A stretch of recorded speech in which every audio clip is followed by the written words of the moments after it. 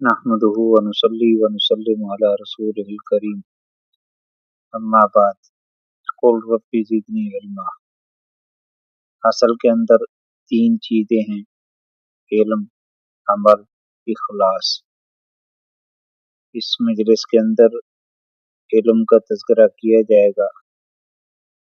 اللہ تبارک و تعالی نے انسان کو دو چیزوں سے مرکب کیا۔ انسان ایک تو جسم ہے اور دوسرا روح، لہذا جسم کی غذا اور ہے، روح کی غذا اور ہے۔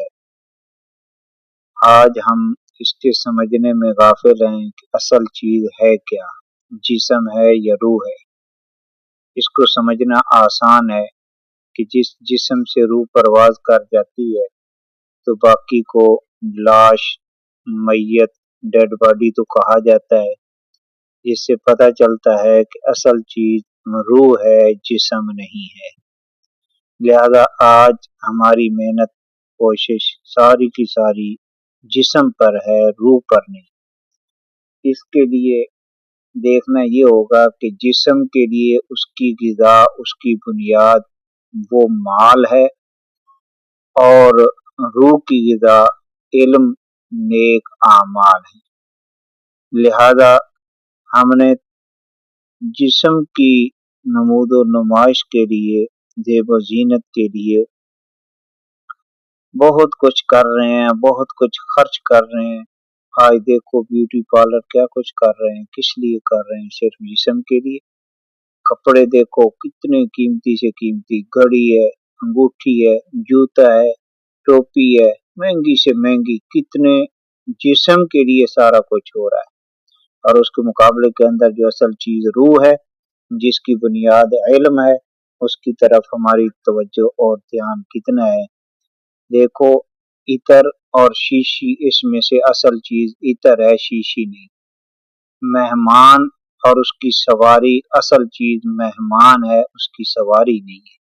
مہمان کا عزت و اکرام، کھانے پینے کا خیال، یہ بنیادی ضرورت ہے۔ اس کو عقل مندی کہا جائے گا۔ کہ جائے کہ اس کی سواری پر ساری کوشش، کاوش، خدام، خدمت، سارا کچھ اس کی سواری کی جائے، مہمان کی نہ کی جائے، تو اس کو عقل مندی نہیں کہا جاتا۔ لہذا اس سے پتہ چلا کہ اصل چیز انسان کے اندر وہ روح ہے، اور اس کی بنیاد وہ علم ہے، اور اس علم کے ذریعے کیا ہوں گے؟ اعمال، اخلاق، کردار، معاشرت، یہ اچھے ہو سکتے ہیں۔ اور اس کے مقابلے کے اندر جسم پر مال خرچ کرنے کے اس کے تو مفاسد ہو سکتے ہیں، کمالات نہیں حاصل ہو سکتے۔ اس لیے آقا علیہ السلام نے فرمایا کہ دو حریص ایسے ہیں: من ہومان لا یشبعان، من ہومن فی العلم و من ہومن فی المال۔ ایک مال کا حریص اور ایک علم کا حریص، یہ کبھی بھی سیر نہیں ہو سکتے۔ اور مال کا حریص، جیسے قرآن پاک کے اندر آیا کہ ایک وادی کا مالک ہے تو اس کی تگ و دو کوشش ہوگی کہ ایک وادی اور آ جائے۔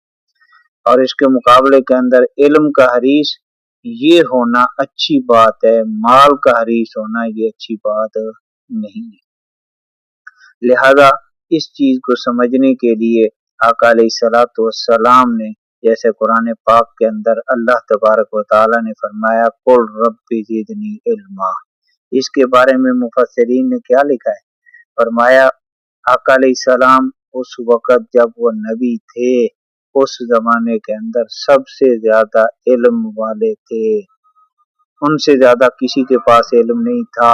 اور اس کے باوجود کیا فرمایا اللہ تعالیٰ نے؟ قل رب زدنی علما، یا اللہ میرے علم میں اضافہ فرما۔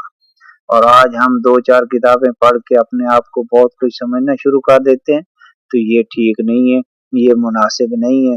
اس لیے ہمارے لیے تو اس سے بھی زیادہ توجہ کوشش کرنی چاہیے، اس لیے کہ انبیاء، ان کو کسی سے علم حاصل نہیں کرنا پڑتا، اللہ کی ذات ان کو علم عطا فرماتی ہے۔ اور ہمیں تو سیکھنا پڑے گا، کسی کے پاس پڑھنا پڑے گا، مطالعہ کرنا ہوگا، تکرار کرنا ہوگا، سمجھنا ہوگا۔ اس لیے ہماری توجہ تو اس سے بھی زیادہ ہونی چاہیے، اور علم کی حرص یہ ختم ہونی نہیں چاہیے، اس کے اندر اور زیادہ بڑھنا چاہیے۔ دیکھو ہم فقہا کو دیکھتے ہیں، محدثین کو دیکھتے ہیں، صحابہ کو دیکھتے ہیں، ان کے حالات و واقعات کتنے بھرے پڑے ہیں کتابوں کے اندر کہ وہ علم کی کتنی حرص اور طلب رکھا کرتے تھے۔ امام اعظم، امام ابو حنیفہ، امام مالک رحمہ اللہ عشاء کے بعد بیٹھے، کسی مسئلے پر گفتگو شروع ہوتی تو صبح ہو جاتی تھی۔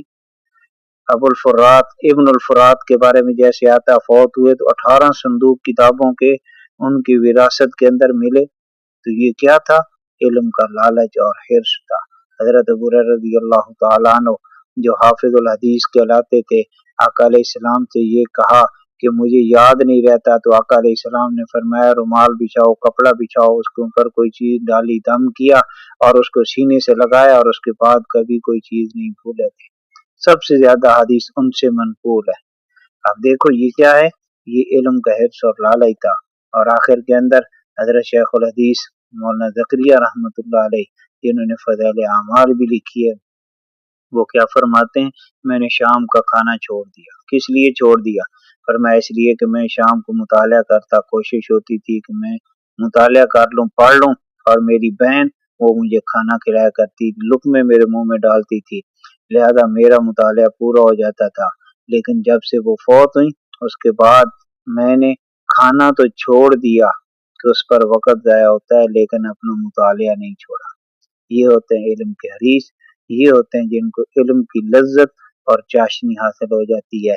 دوسری چیز علم کے بعد عمل ہے، جیسے کہ فرمایا کہ علم جب حاصل ہوتا ہے تو اس کے بعد اس کے اوپر ایک دروازہ کھلتا ہے، عمل کا دروازہ۔ اگر اس نے عمل کر لیا تو ہمیشہ کے لیے کامیاب رہے گا، اس کا علم محفوظ ہو جائے گا، اور اگر اس نے عمل نہ کیا تو ہمیشہ کے لیے وہ دروازہ بند ہو جائے گا۔ جیسے کہا جاتا ہے کہ چراغ جلے گا تو روشنی حاصل ہوگی، اگر نہیں جلے گا تو اس سے روشنی حاصل نہیں ہو سکتی۔ علم حاصل ہو گیا، اس کے بعد عمل آئے گا، تو پھر اس کے مطابق آدمی چلے تو اس کا فائدہ ہے، مگر نہ وہ علم وہ صرف معلومات کہلائیں گی، وہ علم نہیں کہلائے گا۔ تو اس لیے آئندہ انشاءاللہ کلپ کے اندر، آئندہ بیان کے اندر انشاءاللہ اخلاص اور عمل کے اوپر بات ہوگی۔ اللہ تبارک و تعالیٰ کی ذات ہمیں علم حاصل کرنے کے بعد اعمال کے اوپر اور اخلاص کے ساتھ عمل کرنے کی توفیق عطا فرمائے۔ وآخر دعوانا الحمدللہ۔